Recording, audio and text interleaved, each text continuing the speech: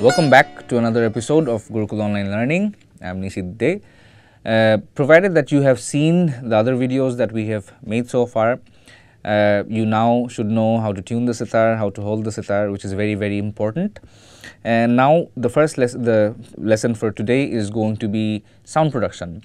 And the core responsibility of sound production is going to be in your right hand.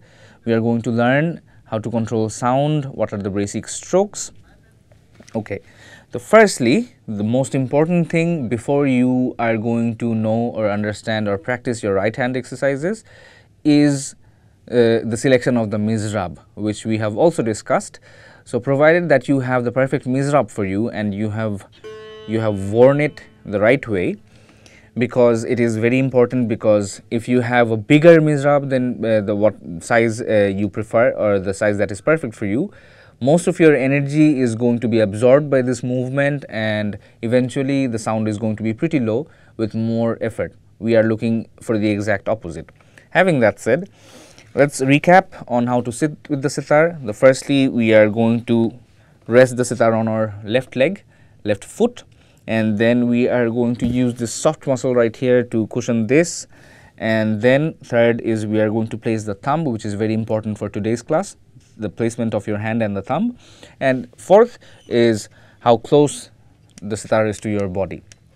Okay, so we have two basic strokes. One is da and one is ra. Before we go on to that, let us dig deep on how the right hand works.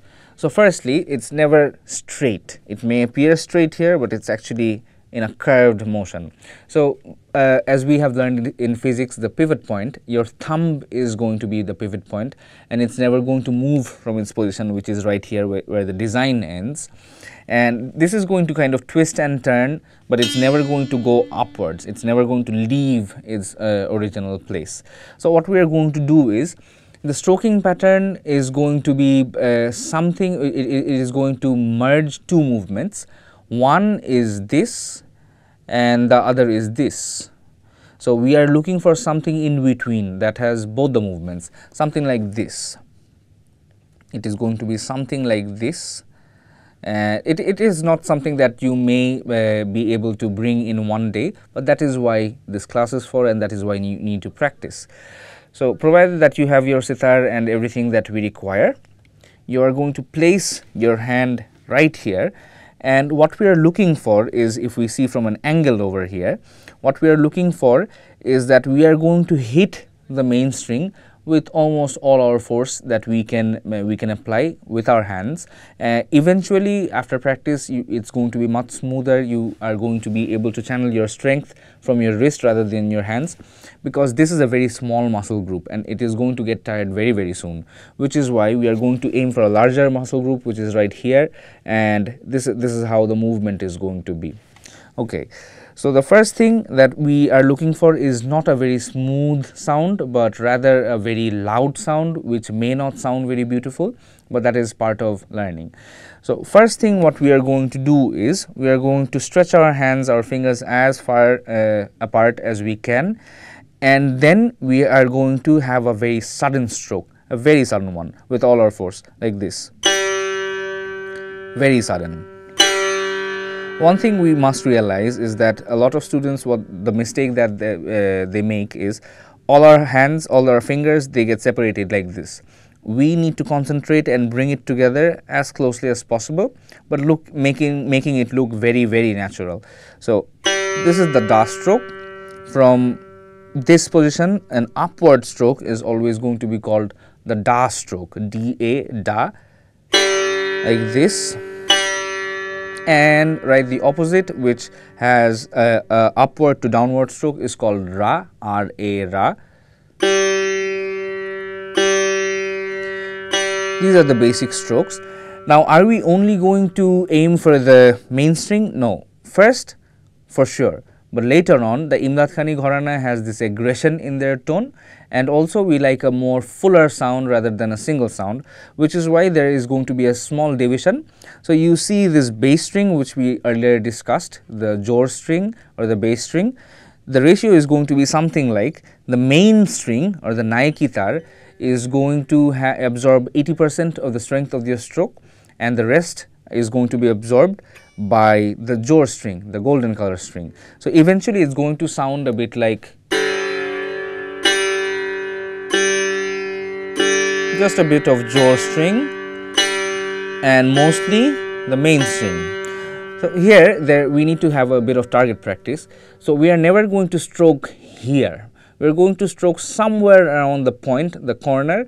So we are going to hit or impact with maximum strength, and we are going to allow the string to kind of slide off and make an escape, so your hands are free again. And that is basically how to make this sound, which is very, very important. So once you are done fidgeting with it and understanding how this works, this is the time that you are going to sit for practice after you are done on figuring out how to get a similar sound. So the practice is going to be, the human mind, it recognizes 4 or 2 easier sequence, basically something that has symmetry, something that is even and not odd. So we are going to count in 4s. So we are going to have 4 da and 4 ras. These are the strokes. So, and also what we are going to train is that we have to follow, it's not necessary that you bring out your metronome at the moment, but it is necessary that you follow a certain tempo. It is recommended that the tempo for beginners is very, very low, because we are not going to concentrate on speed, we are going to concentrate more on clarity. Having that said, we are going to do 4 das and 4 ras, and it is recommended that you do it for at least 10 minutes. Maybe having a stopwatch around may help, because the first 5 minutes you are going to kind of fumble, you are going to kind of make a messy noise, but eventually when your hand starts to get tired, your hand will, and if you still push it, you are going to find, your hand is going to find out a way where it can do it, this action much more easier. So having that said, let me demonstrate what the practice is going to be. 4 ras and 4 das and 4 ras, something like this.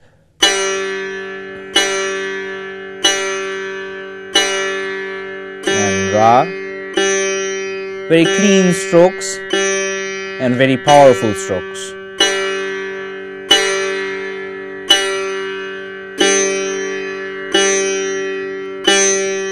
And I would recommend you could do it for, I don't know, 2 days, and when your muscle memory is going to pick it up and becomes much more easier, then you can go for a higher speed.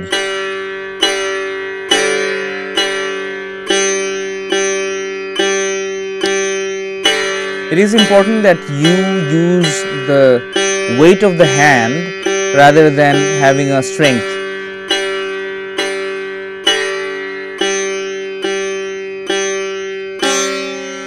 Provided that you get this straight and this becomes a bit more effortless than it will be on the first day, you are basically ready for the next lesson. So this is it for now. Thank you for watching. See you again soon.